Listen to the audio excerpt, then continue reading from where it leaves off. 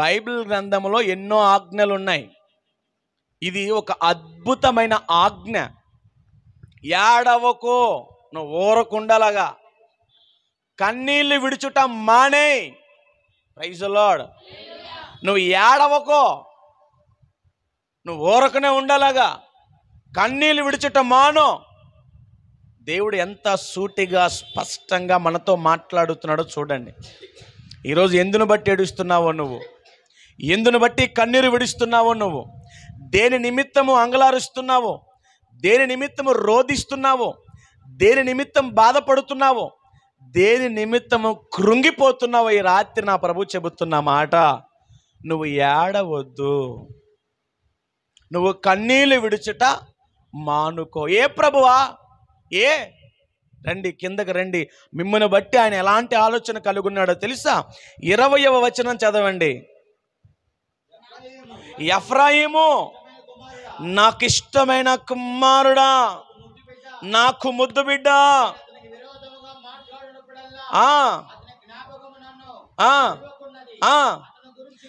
నిన్ను గురించి నా కడుపులో చాలా వేదనగా ఉన్నది, తప్పక నిన్ను నేను కరుణించేదను. స్తోత్రం కలుగునుగాక. ఆ దేవుడు అంటున్నాడు, నువ్వు ఏడవద్దు, నువ్వు కన్నీళ్లు విడవద్దు. నిన్ను గురించిన వేదన నా కడుపులో, నిన్ను గురించి నేను బాధపడుతున్నాను. నాకు ఇష్టమైన నా కుమారుడా, నాకు ఇష్టమైన నా కుమార్తె, నా ముద్దు బిడ్డ, నువ్వు ఏడవద్దు, నువ్వు కన్నీళ్లు విడవద్దు. నిన్ను నేను నిశ్చయముగా కరుణించెదను. హల్లెలూయా. దేవుడు అంటున్నాడు, నాకు ఇష్టమైన కుమారుడా.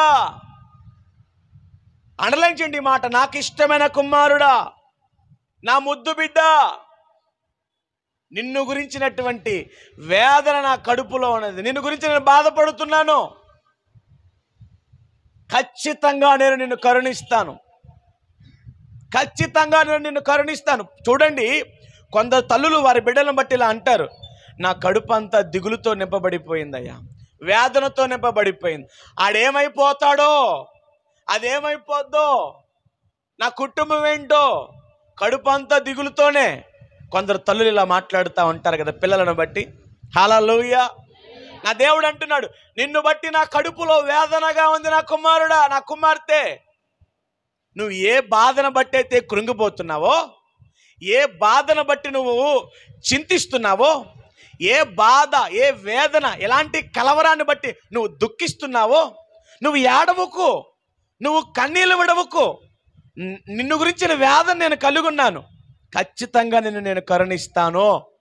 తప్పకుండా నా దేవుడు మిమ్మల్ని కరుణించునుగాక, మిమ్మల్ని కరుణించునుగాక, మిమ్మల్ని కరుణించునుగాక. నా ప్రభు అంటాడు, ఈ మాట గుచ్చి గుచ్చి మాట్లాడమని చెబుతున్నాడు. 16వ వచనం ఎక్కడి వరకైతే చదివారో అక్కడి నుంచి కంటిన్యూ చేయండి. ఈ మాట భలే ఉంటుంది, నీ క్రియలు సఫలమై. ఇక్కడ చూడండి, ఈ మాట ఎంత అద్భుతంగా ఉందంటే, నీ క్రియలు సఫలమై. నేను అంటాను ఈ మాటను పట్టుకొని, నీ ప్రార్థనలు సఫలమై. హల్లెలూయా. 50 దినాల మన ప్రార్థనలు సఫలమై. హల్లెలూయా. 50 దినాల ఉపవాస కూడికలు ఫలము సఫలమై. హల్లెలూయా. నీ కన్నీరు సఫలమై. హల్లెలూయా. నీ ప్రయాస సఫలమై. హల్లెలూయా. నీ అంగలార్పు సఫలమై. హల్లెలూయా. నా దేవుడు అంటాడు, నీ ప్రార్థన సఫలమై, నీ ప్రార్థన సఫలమై. రండి 17 చదువుకుంటారండి, 17 చదువుకుంటారండి. నీ ప్రార్థన సఫలమై రాబోవు కాలమునందు. గట్టిగా చప్పట్లు కొట్టి ప్రభువు నామాన్ని గణపరచుకుందాం. గట్టిగా చప్పట్లతో, నీ ప్రార్థన సఫలమై రాబోవు కాలమునందు నీకు మేలు కలుగును, నీకు మేలు కలుగును, నీకు మేలు కలుగును, మనకు మేలు కలుగును, మనకు మేలు కలుగును. మన ప్రార్థనలు సఫలమై మనకు మేలు చేస్తానని ప్రభువు మనకు వాగ్దానం ఇస్తున్నాడు. హల్లెలూయా. ఈ వాగ్దానము మన సంఘము తరపున నెరవేర్చబడునుగాక, మన ప్రాంతము తరపున నెరవేర్చబడునుగాక. దేవుడి వాగ్దానాన్ని మీ బిడ్డల పట్ల నెరవేర్చునుగాక. మీ పిల్లలకు మేలు కలుగునుగాక, మీ భర్తలకు మేలు కలుగునుగాక, మీ కుటుంబానికి మేలు కలుగునుగాక, మీ కుటుంబంలో ఉన్న ప్రతి ఒక్కరిని ప్రభు కరుణించునుగాక. నువ్వు ఏడు పాపి కన్నీళ్లు విడుచుట మాని ధైర్యంగా ప్రభు సన్నిధిలో నిలబడు. హల్లెలూయా. ప్రభు ఇస్తున్న వాగ్దానం. ప్రభు అంటాడు, మీరు ఓరక్కనే నిలిచి ఉండండి, యుద్ధము యెహోవాది, మీరు ఓరక్కనే నిలిచి ఉండండి. ప్రియులారా, ఈ ప్రత్యేకమైనటువంటి ఈ యొక్క రాత్రికాల వేళ మరింకొకసారి నేను మీకు జ్ఞాపకం తెస్తున్నాను. ఎందు నిమిత్తము నువ్వు ఏడుస్తున్నావో నీకు మాత్రమే తెలుసది. నీ బిడ్డల గురించి రాత్రింబగలు ఏడుస్తున్నావేమో, నీ భర్త గురించి కుమిలి కుమిలి కృంగిపోతున్నావేమో, ఆరోగ్యం కొరకు ఏడుస్తున్నావేమో, అప్పుల కొరకు ఏడుస్తున్నావేమో, కుటుంబ క్షేమము కొరకు ఏడుస్తున్నావేమో.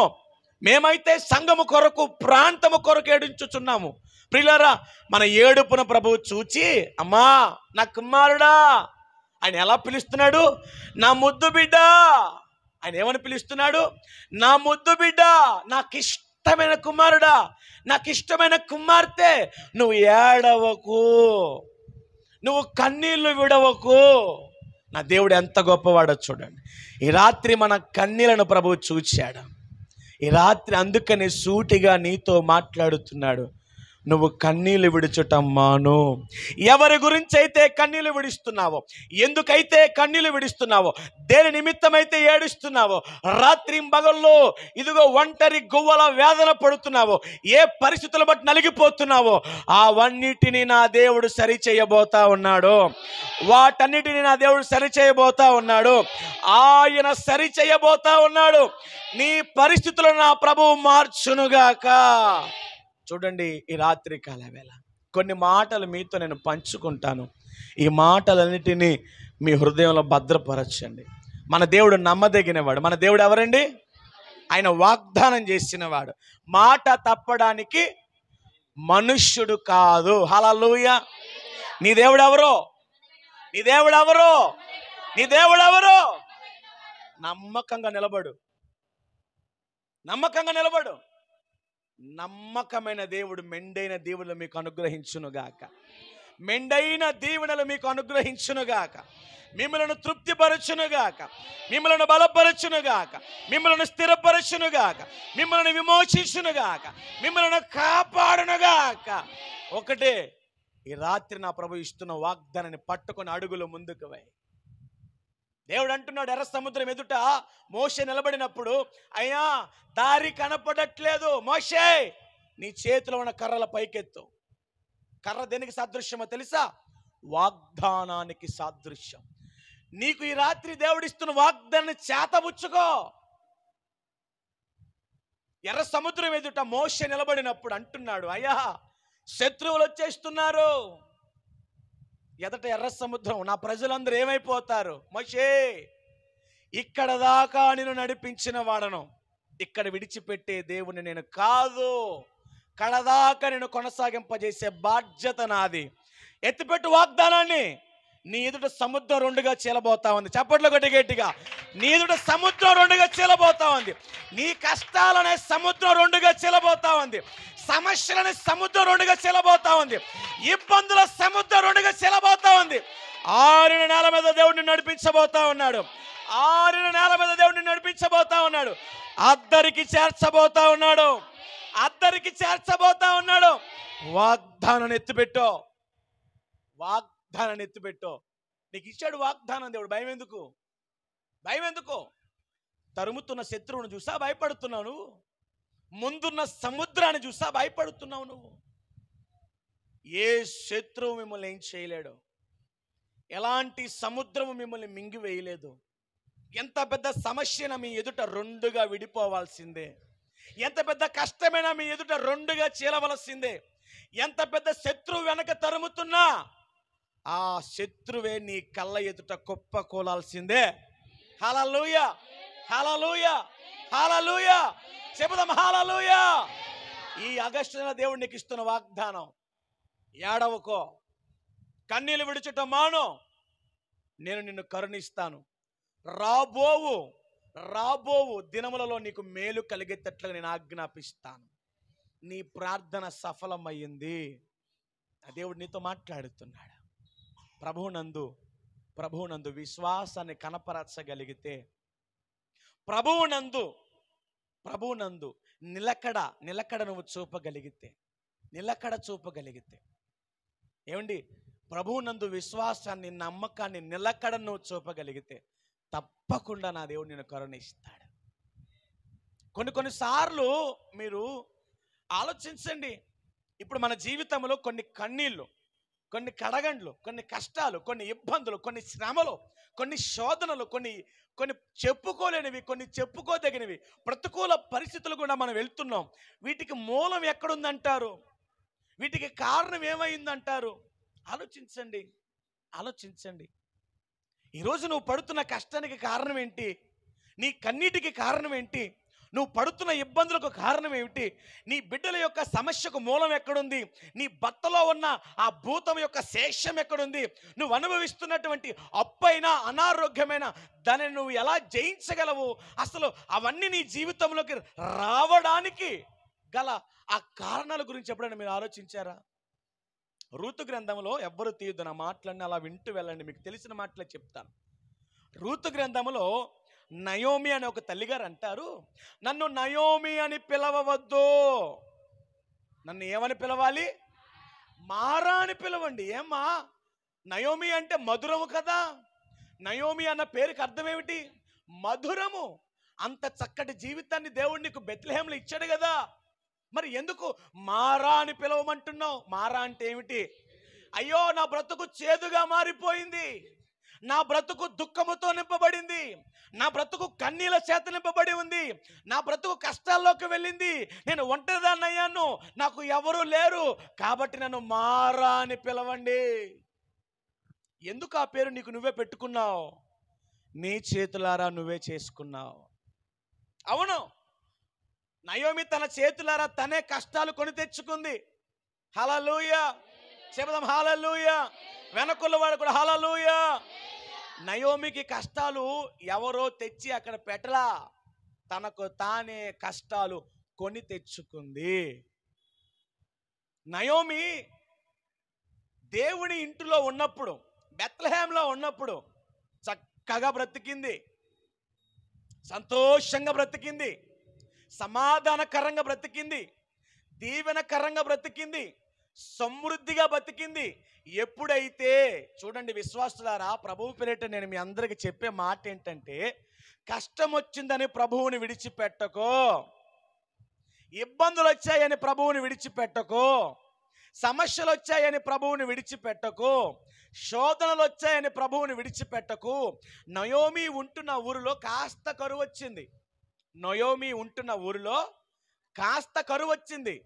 ఏమండి, సమస్య వచ్చినప్పుడు ఒక క్రైస్తవుడు ఏం చేయాలి?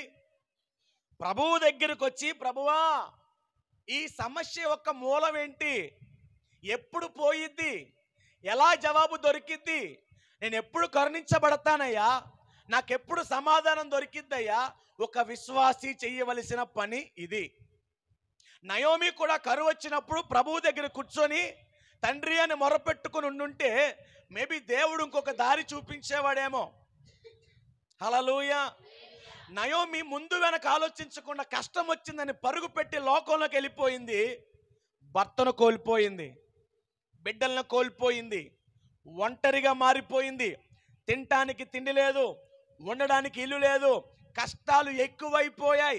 యెహోవాను విడిచి వేరొకరిని వెంబడించు వారికి శ్రమలు విస్తరిస్తాయి. నీ కన్యలకు కారణం బహుశా నీ క్రియలే అనుకుంటా. ఒక్కసారి ప్రశ్నించుకొని హృదయాన్ని. నీ కన్నీళ్లకు కారణం నీ క్రియలే అనుకుంటా. ఒక్కసారి ప్రశ్నించుకో. కొన్నిసార్లు మనం చేసే పనులే మనకు దుఃఖాన్ని మిగులుస్తాయి. కష్టం వచ్చినప్పుడు మనం కనీసం దైవజనుడి సలహా అయినా తీసుకోవాలండి. నేను కొన్ని రోజుల కిందట చెప్పాను గనురాలైన స్త్రీ గురించి. బిడ్డ చచ్చిపోయాడు, ఏం చేసింది? సరాసరిగా దైవజనుడి దగ్గరికి వెళ్ళింది. దైవజనుడు ఏదో గొప్పడని కాదు, దేవుడి దగ్గర ప్రార్థన చేసి ఏదన్నా ఒక విషయాన్ని తెలుపుతాడని. నయోమి కనీసం ముందు వెనక ఆలోచించకుండా లోకంలోకి పరిగెత్తి కష్టాలు కొని తెచ్చుకుంది. నేను చెబుతున్నా, ఈరోజు నీ కష్టాలకు నీ అజ్ఞానమే కారణమేమో. జ్ఞానవంతురాలు తన ఇంటిని కట్టుకుంటుందని బైబిల్ సెలవిస్తుంది. మరి నువ్వు జ్ఞానవంతురాలువేనా? జ్ఞానవంతురాలుగా బతుకుతున్నావా? నీ ఇంటిని కట్టుకుంటున్నావా? లేదా నీ చేతులతో నువ్వే కూల్చుకుంటున్నావా? కష్టం వచ్చినప్పుడు ఇంటి ఆడపిల్ల, దేవుణ్ణి నమ్ముకున్న ఇల్లాలు, నువ్వు ఏం చేయాలి? ప్రభు పాదాలు పట్టుకొని మగసిరి కలిగి ప్రార్థన చేయాలి. నువ్వు ప్రార్థన చేయడం ద్వారా ప్రభు తప్పకుండా ఏదో ఒక ప్రత్యామ్నాయం చూపిస్తాడు. కొన్నిసార్లు నేను చెబుతున్నాను, ఈరోజు నువ్వు ఉన్న నీ స్థితికి కారణం నువ్వేనేమో. ఒక్కసారి ప్రశ్నించుకో. నన్ను నయోమి అని పిలవద్దు, మారా అని పిలవండి. నా దేవుడు ఎంత గొప్పవాడో తెలుసా? మారాగా మారిపోయిన తన బ్రతుకును మధురముగా మార్చగలిగాడు. హల్లెలూయా. నయోమి చేదైన అనుభవాల్లోకి వెళ్ళిపోయింది. చేతులారా తన చేతులను తనే కాల్చుకుంది, కష్టాలు కొని తెచ్చుకుంది, ఇబ్బందుల్లో పడిపోయింది, దిక్కులేని స్థితిలో ఉండిపోయింది. కానీ దేవుడు విడిచిపెట్టలేదు. నా దేవుడు విడిచిపెట్టలేదు. నయోమిని కరుణించి మారా వంటి అనుభవాన్ని ఏం చేశాడు? మారా అనుభవం మధురముగా మార్చగలవు నీవు. మారా అనుభవం మధురముగా మార్చగలవు నీ. మరొకసారి మారా. అందరూ పాడదామా? వెనుక్కున్న వారు కూడా పాడాలి. మార్చగల. మరొకసారి మారా అనుభవం, చప్పట్లు కొడుతూ ఉజ్జీవంగా మార్చగల. మరొకసారి మారా అనుభవం మధురముగా మార్చగలవు నీవు. మారా అనుభవం మధురముగా మార్చగలవు నీవు. మారా అనుభవం మధురముగా మార్చగలవు నీవు. మహోన్నతుడా. అందరూ నీ కృపలో బిగిరి చప్పట్లు పాడాలి. నా జీవిత ఆమేన్ బిగిరిగా. మహోన్నతుడా. ఓ థ్యాంక్ యూ లార్డ్.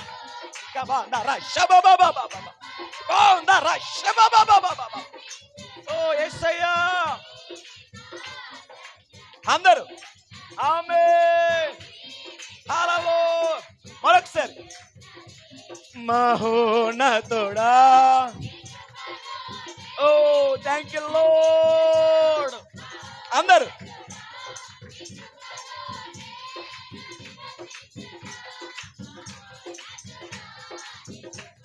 అందరు బిగ్గరగా ఆమేన్. హల్లెలూయా. మహోన్నతుడా, మహోన్నతుడా, మహోన్నతుడా, మహోన్నతుడా. నీ కృపలు నేను నివసించుతా, నా జీవిత ధన్యతై ఉన్నది. మోడు బారిన జీవితాలను చిగురింపచేయ. ఆమేన్. మోడు బారిన జీవితాలను వెనుకున్న వాళ్ళు కూడా మరొకసారి. మోడు బారిన జీవితాలను చిగురింపచే. వెనుకున్న వాళ్ళు. ఓ మోడు బారిన జీవితాలను చిగురింపచే గలవు నీవు. మారా అనుభవం మధురముగా మార్చగలవు నీ. ఆమేన్. మారా అనుభవం మధురముగా మార్చగలవు నీవు. ఆరాధన స్తుతి ఆరాధన, ఆరాధన స్తుతి అందరూ. ఆరాధన స్తుతి అందరూ. ఆమేన్. ఆరాధన స్తుతి ఆరాధన ఆరాధన స్తుతి ఆరాధన అందరూ ఆరాధన స్తుతి ఆరాధన మహోన్నతుడా నీ కృపలోనే నివసించుడా నా జీవిత ధన్యతై ఉన్నది. మహోన్నతుడా నీ కృపలోనే నివసించుడా మహోన్నతుడా నీ కృపలోనే నివసించుడా నా జీవిత ధన్యతై ఉన్నది. నా జీవిత ధన్యతై ఉన్నది. నా జీవిత ధన్యతై ఉన్నది. నా జీవిత ధన్యతై ఉన్నది. మహోన్నతుడా నీ కృపలో నేను నివసించుడా. హల్లెలూయా హల్లెలూయా బిగిరి చెబుదాం హల్లెలూయా. నయోమి జీవితము చేతులారా తను పాడు చేసుకున్నప్పటికీ దేవుడు మరలా మధురమైన అనుభవాలు తనకి ఇచ్చాడు. మారా వంటి బ్రతుకుగా మారిపోయినప్పటికీ తన జీవితాన్ని మరలా సరిదిద్ది చక్కదిద్ది బాగు చేసి మరలా తన బ్రతుకుని తనకు అప్పగించాడు. అది ఈరోజు నేను ప్రకటిస్తున్న దేవుని యొక్క గొప్పతనం. ఒక ప్రశ్న వేసుకుని హృదయానికి నువ్వే ఒకవేళ దేవుని విడిచిపెట్టి నాకు శ్రమలు వచ్చాయండి, నాకు కష్టాలు వచ్చాయండి, నాకు బాధలు వచ్చాయండి, నాకు ఇబ్బందులు వచ్చాయండి, దేవుడు నన్ను పట్టించుకోవట్లేదండి అంటున్నావేమో. నయోమిలాగా ఒకవేళ నువ్వు కూడా దేవుని ఇంటిని విడిచి తిరుగుతున్నావేమో. దయచేసి సరిదిద్దుకో, దయచేసి సరిదిద్దుకో, దయచేసి సరిదిద్దుకో. నా దేవుడు నిన్ను దీవించడానికి రాత్రి ఇష్టపడుతున్నాడు. దేవుని ఇంటిని విడిచితే ఆశీర్వాదం ఎక్కడా మనకు దొరకదు. నా దేవుడు నిన్ను మధురంగానే ఉంచాడు కదా, నా దేవుడు నిన్ను సంతోషంగానే ఉంచాడు కదా, నా దేవుడు నిన్ను సమాధానకరంగానే ఉంచాడు కదా, నా దేవుడు నిన్ను దీవెనకరంగానే ఉంచాడు కదా, అన్నిటినీ మంచిగానే ప్రభువు నీకు సమకూర్చిచ్చుచున్నాడు కదా. ఎందుకు దేవుని విడిచి మరలా లోకంలోకి వెళ్తున్నావు? ఎందుకు? కొన్నిసార్లు మన పనుల వల్ల మనం నష్టపోతున్నాం. మీ హృదయాలకు ప్రశ్న వేసుకోండి. కొన్నిసార్లు మనం చేసే పనులను బట్టి మనము నష్టపోతున్నాం. దేవుడు ఒక పని చెప్తే నువ్వు ఇంకొక పని చేస్తున్నావు. దేవుడు ఒక చోటకు వెళ్ళమంటే ఇంకొక చోటకు వెళ్తున్నావు. దేవుడు ఒక పని ఒక ప్రాంతంలో ఒక సంఘములో ఒక సేవకుడి కింద ఒక నమ్మకమైన సాక్షిగా ఈ రీతిగా బ్రతకమంటే నువ్వు నీ ఆలోచన విధానాన్ని ఈరోజు నువ్వు మార్చుకోవాలి. నయోమి చేసిన పొరపాటు నువ్వు చేయకూడదు. నయోమిలాగా నువ్వు తొందరపడకూడదు. నీకు కష్టం వచ్చిందా, ఈయన పాదాల దగ్గర కూర్చో. నీకు కష్టం వచ్చిందా, దేవుని పాదాలు పట్టుకో. ప్రియులారా, ఈరోజు నేను చెప్పే మాటలు మీకు అర్థమవుతున్నాయి అనుకుంటున్నాను. హల్లెలూయా చెబుదాం, హల్లెలూయా చెబుదాం, హల్లెలూయా. నా ప్రభు నీ జీవితాన్ని మధురముగా మార్చునుగాక, నీ పరిస్థితులను మధురంగా మార్చునుగాక, నీ కుటుంబాన్ని మధురంగా మార్చునుగాక, మన ప్రాంతాన్ని మధురముగా మార్చునుగాక. ప్రియులారా, మీ హృదయాలకు ప్రశ్న వేసుకో. నువ్వు దేవుణ్ణి విడిచిపెట్టావేమో. దేవుని ఇంటిలో ఉన్నంత వరకు అంత హ్యాపీనండి. ఎప్పుడైతే ఆయన ఇంటిని విడిచిపెడతామో ఖచ్చితంగా కష్టాలు వస్తాయి, ఖచ్చితంగా కష్టాలు వస్తాయి. నువ్వు ప్రార్థనలో ఉంటే నీకు ఆశీర్వాదం, ప్రార్థనను విడిచిపెట్టేస్తే అది నీకు ఇబ్బందులు కొని తెచ్చింది. నువ్వు అభిషేకంలో ఉంటేనే నీకు ఆశీర్వాదం, ఆ అభిషేకాన్ని విడిచిపెట్టేస్తే నీకు కష్టాలు వస్తాయి. దేవుని హస్తపు నీడలో ఉంటేనే నీకు దీవెన, నీకు నీ పిల్లలకు సంతోషం. దేవుడికి దూరం అయిపోతే ఖచ్చితంగా చెబుతున్నాను, మనము ఎదుర్కొనే పరిస్థితులు చాలా ఘోరంగా ఉంటాయి. నయోమి చేసిన తప్పదే. ముందు వెనక ఆలోచించకుండా, ప్రియులారా, సమృద్ధి అయిన చోటుని విడిచిపెట్టి వెళ్ళిపోయిందండి. చిన్న కష్టం వచ్చిందని నేను సవాల్ చేసి చెబుతున్నాను ఈరోజు. Praise the Lord. నేను సవాల్ చేసి చెబుతున్నాను, నా దేవుడు లాంటి దేవుడి భూప్రపంచం మీద నువ్వు ఎందెందు వెతికినా ఎక్కడ నీకు కనపడడో. హల్లెలూయా. ఇలాంటి దేవుడు నువ్వు ఎక్కడ వెతికినా ఎందెందు వెతికినా ఎక్కడ ఎక్కడ ఎక్కడ కనపడడో. ఇంత కష్టం వచ్చింది నీ దేవుని విడిచిపెట్టేస్తే ఇంకా ఏ దేవుడు నిన్ను బాగు చేయగలడు? ఏ దేవుడు నిన్ను బాగు చేయగలడు? ఏ మనుషుడు నిన్ను బాగు చేయగలడు? నేను అంటాను, ఇదే ఇర్మియా గ్రంథము, మేబీ హిజ్కియాలో ఒక మాట ఉంటుంది, దేవుని యొక్క దయ లేకపోతే ఏ మనుష్యుడు కూడా నీ మీద జాలి చూపించలేడని హిజ్కియా ఎక్కడో ఉంటుంది, నేను అది రెఫరెన్స్ రాసుకోలో మర్చిపోయాను.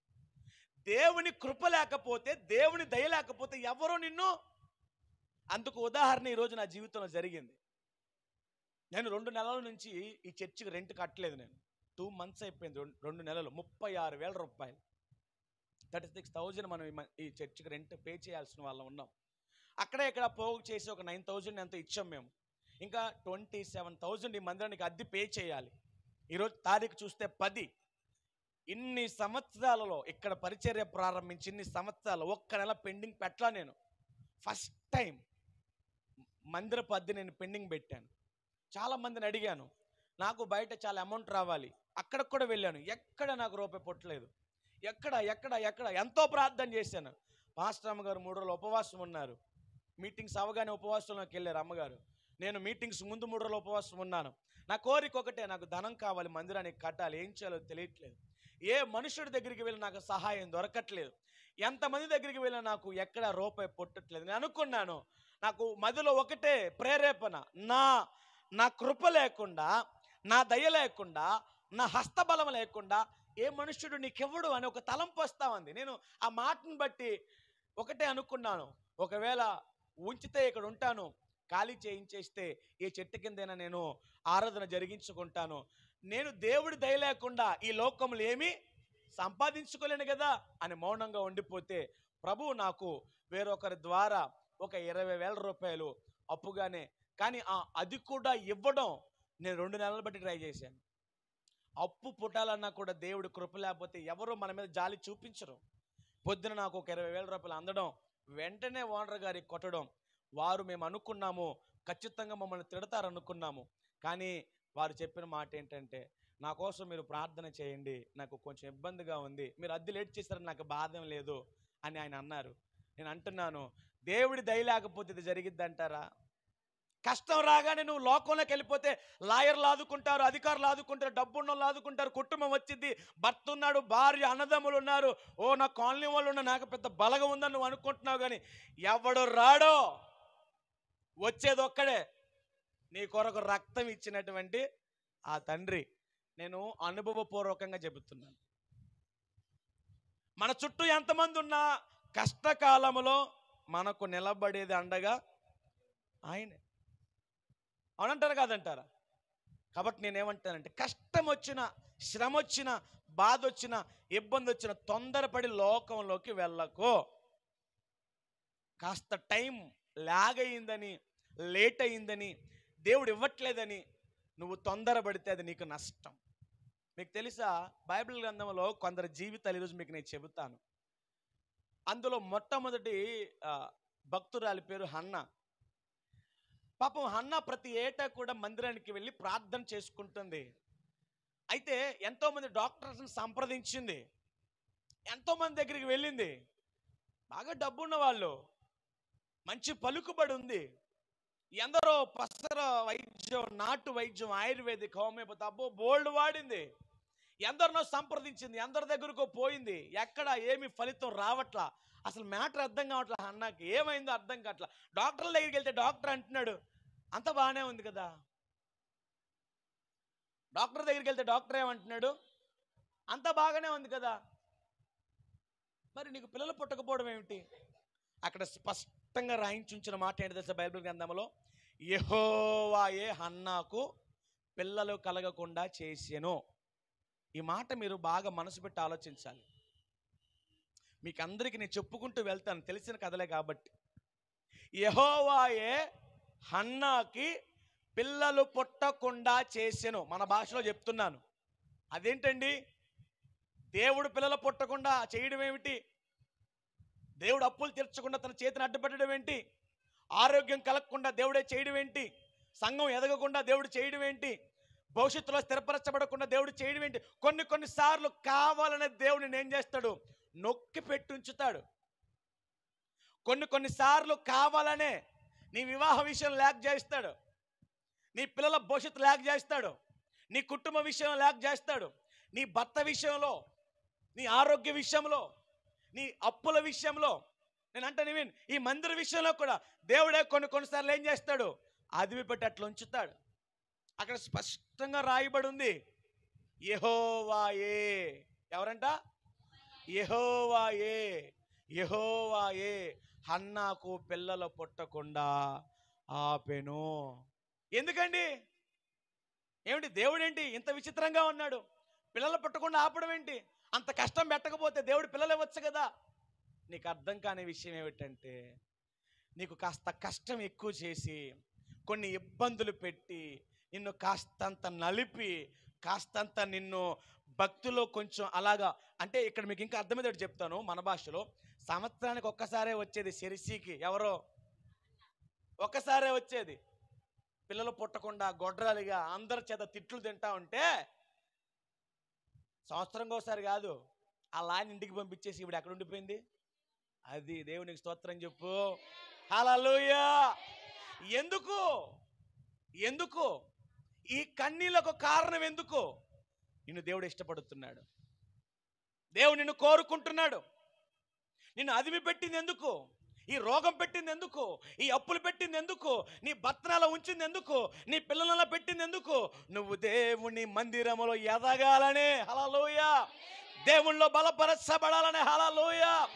ఉపవాసము చేయాలి, మోకరించాలి, కన్నీరు కార్చాలి, కడుపు కట్టాలి, ప్రభువుకి మొర పెట్టాలనే.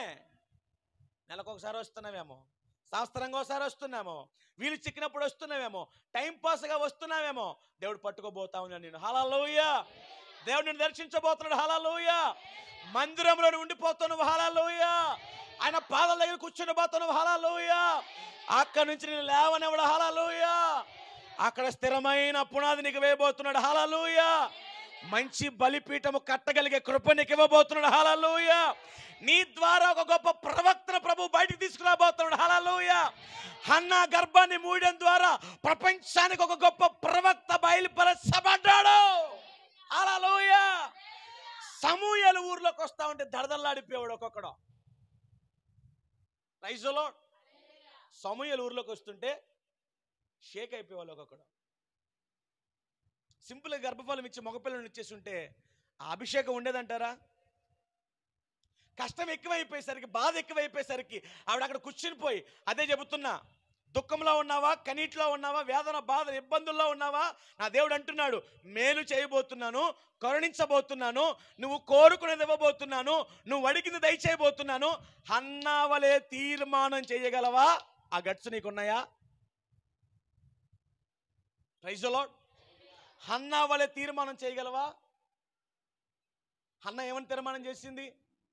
నాకు ఇస్తే నీకే ప్రభువా, నువ్వు నాకేది ఇచ్చినా నీకే, ఒక మగపిల్లవా నువ్వు, నీకు అప్పగించేస్తాను.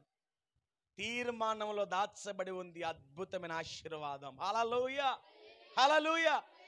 హన్నా గర్భాన్ని మూసింది ఎందుకయ్యా అంటే తన ద్వారా ఒక ప్రవక్త ప్రపంచానికి పరిచయం అవ్వాలి. తన ద్వారా ఒక ప్రవక్త ప్రపంచానికి పరిచయం అవ్వాలి. నీ జీవితంలో కన్నీళ్ళకు కారణం మేబీ నేను అంటాను ఈ టైంలో దేవుడే అయి ఉండొచ్చు. Praise the Lord. నమ్ముతారా? అవును, మనం చేసుకున్న పొరపాట్లను బట్టి మనకు కన్నీళ్ళేనే కాదనట్లేదు. కొన్నిసార్లు దేవుడు కూడా కావాలనే మనల్ని ఏడిపిస్తామంటాడు. అదొక సరదా ఆయనకి. ఎందుకంటే నువ్వు ఆయనకి దగ్గరగా రావాలి. అరే కష్టం లేకపోతే ప్రార్థన రాదు మనకి, బాధ లేకపోతే మోకరించలేం మనం. అరే ఇంటిలో సమస్యలు లేకపోతే రాత్రింబగళ్ళు పోరాటే ఆ ప్రార్థన పోరాటం నువ్వు చేయలేవు. ఆయన అనుకుంటున్నాడు నా బిడ్డ, ఏమన్నాడు? నా ముద్దు బిడ్డ, నాకు ఇష్టమైన కుమారుడా, నా కుమార్తె, నువ్వు లోకంలో కలవడానికి వీల్లేదు, కావాలని నేను కాస్తంత శ్రమ పెట్టి నా వైపుగా నేనేం చేస్తున్నాను? ఆకర్షించుకుంటున్నాను. హల్లెలూయా. హన్నా జీవితంలో జరిగిన సమస్య తనకి మేలే తప్ప కీడు కాదు. ఈరోజు నీ కుటుంబంలో జరుగుతున్నటువంటి పరిస్థితులను బట్టి ఏముందిలేండి యేసు ప్రభు మమ్మల్ని ఎందుకు దీవిస్తాడు అనుకుంటున్నావా? హల్లెలూయా అనుకుంటున్నావా? అనుకుంటే నేను అనుకోవాలిగా. ఏముందిలేండి యేసు ప్రభుకి మేమంటే ఇష్టం లేదు, అందరిని దీవిస్తున్నాడు, అందరికి డబ్బులు ఇస్తున్నాడు, నాకు ఎందుకు ఇస్తాడండి? ఇస్తాడు. ఆమెను చెప్పు. నువ్వు కోరింది నీకు ఇవ్వబోతున్నాడు, నువ్వు అడిగింది నీకు ఇవ్వబోతున్నాడు, నీ హృదయ వాంఛ తీర్చబోతున్నాడు. విశ్వసించు, నీ జీవితంలో కార్యం జరగబోతా ఉంది. హల్లెలూయా. అన్నా జీవితంలో జరిగింది, నీ జీవితంలో దేవుడు చేయబోతా ఉన్నాడు. అన్నా జీవితంలో చేసినవాడు నీ జీవితంలో కూడా చేయబోతున్నాడు. కాస్త టైం ఉంది. నువ్వు కూడా హన్నాలాగా ప్రార్థన చేస్తావా? మరి మందిరంలో ఉంటావా? ఆయన పాదాలు పట్టుకుంటావా? దేవుడితో పోరాడతావా? పిల్లరా, అలా లోకం మీద అటు ఇటు తిరుగుతూ గాలికి అవరాలు చేసుకుంటూ అట్లా వెళ్ళాడంట పరలోకం సైడ్గా. ఎవడో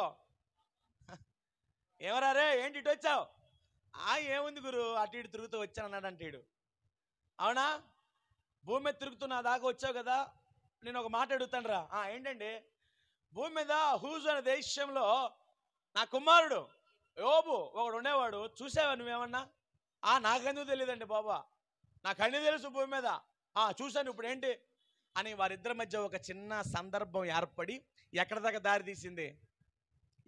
దారి తీసింది? దిగంబరిగా నిలబడిపోయాడు.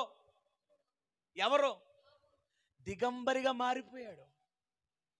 వేవేల ఆస్తిపాస్తులు, ఒంటెలు, ఏమంటారు గొర్రెలు, ఎడ్లు, బంగారం, దాసులు, 10 మంది పిల్లలు, భార్య, పనివాళ్ళు, పొలాలు, ఇల్లు, స్థలాలు, ఆస్తులు, పాస్తులు, ఊరిలో మంచి పేరు, గౌరవం, మర్యాద.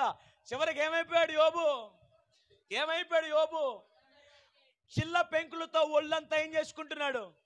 అరే, ఏ స్థాయికి దిగజారిపోయాడు? దేవుడు ఎందుకు అనుమతి ఇచ్చాడంటారు? యోబుకి ఆ పరిస్థితి వెనక ఉన్న కారణం ఎవరు? సాతానుడు కాదు. స్తోత్రం చెప్పు ఒకసారి. సాతానుడు కాదు, యోబు చేసుకున్న పనులు కాదు. దేవుడే ఒక పరీక్ష పెట్టాడు. దేవుడే ఒక పరీక్ష. ప్రకటన గ్రంథంలో ఉండేది తీమాకండి, 10 దినములు మీకు శ్రమ కలిగిద్ది, అంతము వరకు నమ్మకంగా. యోబు గురించి బైబిల్ గ్రంథంలో రాయబడిన మాట, నోటి మాటలో కూడా యోబు పాపం చేయలేదు. అదే చెబుతున్నా. నాకెందుకు ఇస్తారండి దేవుడు? నన్ను ఎందుకు చూస్తారండి దేవుడు? అసలు దేవుడు ఉంటే కదండి, దేవుడు ఉంటేనే కదా నాకు ఇవ్వడానికి, నన్ను పట్టించుకోవడానికి. దేవుడు అడిగి ఇవ్వలే, నాకు వద్దండి దేవుడు. నోటి మాటలో కూడా యోబు పాపం చేయలేదు. అసలు ఆ పరిస్థితికి కారణం ఎవరో? దేవుడే కదా. అప్పుడు యోబు అనొచ్చుగా, ఏంటయ్యా నీకు ఏం పని పట్టం లేదా? ఏంటి ప్రయోగాలు ఏమిటి, పరీక్షలు ఏమిటి, మరి ఇంత దారుణమా? నేను తప్ప ఇంకోటి దొరకలేదా నీకు? నువ్వే కావాలి దేవునికి స్తోత్రం చెప్పు. మనమే కావాలి దేవునికి స్తోత్రం చెప్పు. మన ప్రాంతమే కావాలి దేవునికి స్తోత్రం చెప్పు. ప్రత్యేకంగా నీ మీద దృష్టి పెట్టాడు కాబట్టి నీకు శ్రమలు ఎక్కువ అవుతున్నాయి. గాలికి తిరిగి గన్నగడికి అయితే అడిగి శ్రమలు ఎందుకు వస్తాయి? నీ మీద ప్రత్యేకమైన దృష్టి ఉంది దేవునికి. ఆమెను చెప్పు. నీ మీద ఒక ప్రత్యేకమైన దృష్టి ఉంది దేవునికి. నిన్ను ఆయన చూస్తున్నాడు, ఆయన ప్రణాళికలో నువ్వు ఉన్నావు. అందుకనే కష్టాలు. నేను ఎప్పుడు ఇలా చెప్పుకుంటా, నాకు నేను చెప్పుకుంటా, రే జీవంగల దేవుని సేవకుడెవరావు నువ్వు, నీకు కాబట్టి ఎవడికి వస్తాయి కష్టాలు అని చెప్పుకుంటా నాకు నేను.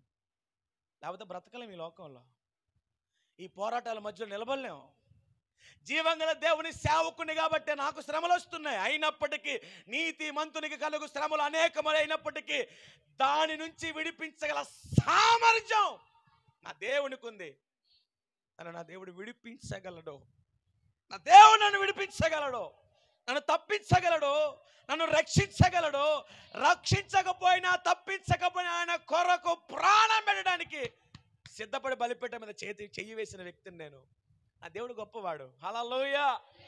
ప్రత్యేకంగా నిన్ను నలపడానికి గల కారణం ఏంటంటే దేవుడు నిన్ను ఇష్టపడుతున్నాడు. నీ ద్వారా లోక కళ్యాణం జరిగించబోతున్నాడు. నీ ద్వారా ఒక అద్భుతం జరిగించబోతున్నాడు. నిన్ను నిలబెట్టుకొని అనేక మందిని ఆకర్షించుకోబోతున్నాడు. నిన్ను నిలబెట్టుకొని నీ కుటుంబాన్ని దీవించబోతున్నాడు. నిన్ను నిలబెట్టుకొని నీ భర్తను పట్టుకోబోతున్నాడు. పట్టుకోబోతున్నాడు. నిన్ను నిలబెట్టుకుని పిల్లలను పట్టుకోబోతున్నాడు. నిన్ను నిలబెట్టుకుని అన్నదమ్ములను పట్టుకోబోతున్నాడు. చెప్పు హల్లెలూయా, హల్లెలూయా, హల్లెలూయా. ఒకటే విశ్వసించండి, ఏది జరిగినా యేసయ్య ఆజ్ఞ లేకుండా జరగట్లేదు. అవును, పొరపాట్లు చేసి కోల్పోయాం, కానీ అది అన్నిసార్లు కాదు కదా, కొన్నిసార్లే. దేవుడే ప్రత్యేకంగా పని కట్టుకొని మన మీద దృష్టి పెట్టాడంటే రేపు అనే రోజు ఎలా ఉండబోతుందో నీ ఊహకు కూడా అందదు. నమ్మకాన్ని కాపాడుకుంటే, నేను ఇష్టపడే దైవజనులు యేసన్న గారి గురించి మీకు ఒక మాట చెప్పి ముందుకెళ్తాను. ఆయన బాల్య దినములలో కుక్కల ప్రక్కన చెత్త కుండీల మధ్యలో రక్తం క్రక్కుకుంటూ భోజనం చేసిన దినాలున్నాయి. నేను ఇష్టపడే దైవజనుడు అయ్యగారు రక్తము క్రక్కుతూ చెత్త కుండీల ప్రక్కన కుక్కలు తినే విస్తర్లలో భోజనం చేసేవాడు. ప్రత్యేకంగా పని కట్టుకొని యేసననే దేవుడు ఎందుకు కష్టపెట్టాడు, ఎందుకు పరీక్షలు పెట్టాడు, ఎందుకు పరీక్షించాడు, ఎందుకు ఎన్నుకొని ఆ రీతిగా కొద్ది దినాలు నడిపించాడంటే భవిష్యత్తు ఎలా ఉండబోతుందో ఆనాడు యేసన్నకు కూడా తెలిసి ఉండకపోవచ్చు. మనం చూస్తున్నాం, అది మనం చూస్తున్నాం. అద్భుతంగా ఆ దైవ సేవకుని ప్రపంచ దేశాలకు నడిపించగలిగాడు యేసయ్య. చెత్త కుండీలలో పారవేసిన విస్తరలో ఎంగిలి అన్నం తిన్న ఆ దైవజనుడు కొన్ని కోట్ల మందికి తన చేత్తో భోజనం పెట్టగలిగాడు. గట్టిగా చప్పట్లు కూడా దేవుడి నామమున మహిమపరచుకోండి. హల్లెలూయా. ఎంగిలి విస్తరలో భోజనం చేసిన దైవజనుడు కోట్ల మంది తన చేత్తో అన్నం పెట్టాడు. నేను అదే చెబుతున్నా, యోబును కూడా దేవుడు కష్టపెట్టినప్పుడు ఒక ఆస్తి 1% అయితే ఆ కష్టాలలో యోబు నిలబడినప్పుడు, శ్రమలలో నిలబడినప్పుడు, ఇబ్బందుల్లో నిలబడినప్పుడు రెండింతలుగా మరలా ఇవ్వగలిగాడు దేవుడు. నువ్వు అడిగిన దాటి కంటే రెండింతలు ఇవ్వబోతున్నాడు. హల్లెలూయా. నువ్వు ఊహించిన దానికంటే రెండింతలు ఇవ్వబోతున్నాడు. అయితే ఒక మాట, నువ్వు అనుకున్న దారిలో కాదు, యేసయ్య అనుకున్న దారిలో ఇవ్వబోతున్నాడు. నువ్వు అనుకున్నట్లుగా కాదు, ఆయన అనుకున్నట్లుగా ఇవ్వబోతున్నాడు. నువ్వు ప్లాన్ చేసినట్లుగా కాదు, దేవునికి ఒక ప్లాన్ ఉంది. ఆమెన్ చెప్పు. నువ్వు అనుకున్నట్లుగా దేవునికి ఒక ప్లాన్ ఉంది. ప్లాన్లో చేంజ్ ఉంటుందేమో కానీ ఆ ముగింపులో మాత్రం తేడా ఏముండదు. నువ్వు కోరుకున్నదే ఇస్తాడు, కానీ వేరే మార్గం గుండా తీసుకోబోతాడు. ఆమెన్. నువ్వు ఇలా అడిగావు, కానీ దేవుడు ఇలా తీసుకెళ్తున్నాడు. ఎందుకు? ఇశ్రాయేలీలు ఇలా వెళ్ళిపోతే చాలా దగ్గర, ఇశ్రాయేలీలు ఇలా తిన్నగా వెళ్ళిపోతే చాలా దగ్గర. ఏ ప్రభువా అంత కష్టం ఎందుకు, ఇలా తిన్నగా తీసుకెళ్ళిపోవచ్చు కదా, ఇలా ఎందుకు తిప్పావయ్యా 40 సంవత్సరాలంటే మీ క్షేమం కొరకే. చెప్పండి, నా క్షేమం కొరకని చెప్పండి. శ్రమలు నా క్షేమం కొరకని చెప్పండి. ఇబ్బందులు నా క్షేమం కొరకని చెప్పండి. ఈ కష్టాలు నా క్షేమం కొరకని చెప్పండి. కలిమి చేజారి నన్ను వంచిన స్థితిని తల క్రిందులే చేసిన, కలిమి చేజారి అందరూ యేసయ్యా స్థితిని తల క్రిందులే చేసిన, రెండింతలుగా దయచేసేదవని. అదే ఆమేన్. నాకు తెలుసునయ్యా మంచి యేసయ్యా రెండింతలుగా. ఆమేన్, ఆమేన్. అందరూ మరొకసారి, రెండింతలుగా దయచేసేదావ పాడాలి. రెండింతలుగా.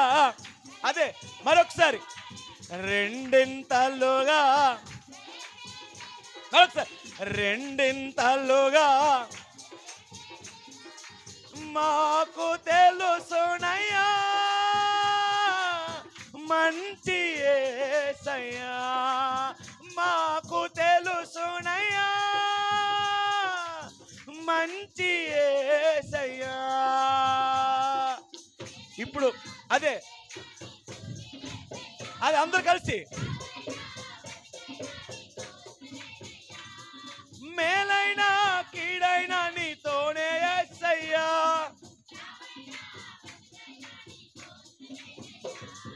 మేలైనా కీడైనా నీతోనే యేసయ్యా, కోసమేనయ్యా. హల్లెలూయా. ఈ మాట చెప్పే దమ్ము నీకున్నా. యోబు భార్య వచ్చి అంటుంది ఏమని, వద్దు ఈ దేవుడు మనకొద్దు, పద మనం పోదాం పద. ఏం ఏం వచ్చింది దేవుడిని నమ్ముకున్నందుకు? పిల్లలు ఎక్కడ పోయి చచ్చిపోయారు, మన పిల్లలు చచ్చిపోయారు, ఆస్తి పోయింది, ఇల్లు పోయాయి, పొలాలు పోయాయి, అంతస్తులు పోయాయి, ఆరోగ్యం కూడా పోయింది. ఎందుకు ఈ దేవుడు విడిచిపెట్టి అంటుంది? నా దేవుడి కృప తెలుసుకున్న యోబు మాత్రం నాకు ఈ దేవుడే కావాలి, నాకు ఈ దేవుడే కావాలి. ఈరోజు నేను అదే చెబుతున్నాను. నువ్వు ఏడవటం మానుకో. ఆమెను చెప్పు. నువ్వు కన్నీళ్ళు విడిచటం మానుకో.